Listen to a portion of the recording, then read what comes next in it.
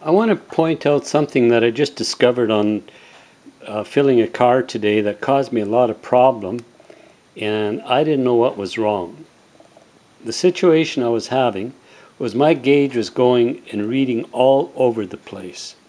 I would get a reading, and then all of a sudden as the car idled, it would start to slowly drop, and as I'd sit there and watch it, the PSI would drop from 35, 30, 25, 20, 10, 8, and then I'd try something else and it'd start over and it would do that, and then one time it would read 75, and I was really confused what was going on.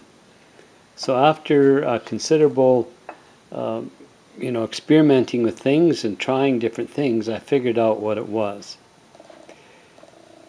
This is the Redtech 12A that they sell, and it has a CAN adapter on it, so you buy the gauge and the coupler for your manifold. And the way it works is this valve has a needle on the end, and you screw the CAN on the coupler, and then once it's screwed on, you tighten this coupling here and it pierces the CAN, and then you tighten it all the way down and it shuts it off. First you hook up this coupler to your low side.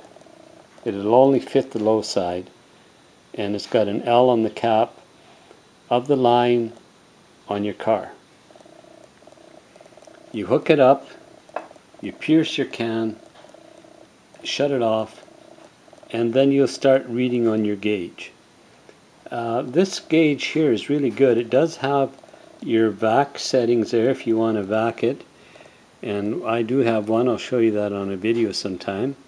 Then it gives you your proper reading. You want to be in the blue, and if your system is really overcharged, it goes over to the red and it tells you to let some out to retard it so you can get to your settings that you want. So my problem was this gauge was not reading correctly and really giving me strange and varied readings and very conflicting readings with one to the other. The problem was on this end.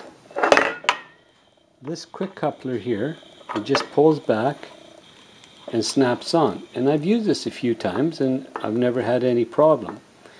Today, for whatever reason, I don't know if it was on the male fitting on the car, or if it had something to do with this gauge or a mismatch of components, but what was happening is the faulty reading was because this was not grabbing deep enough.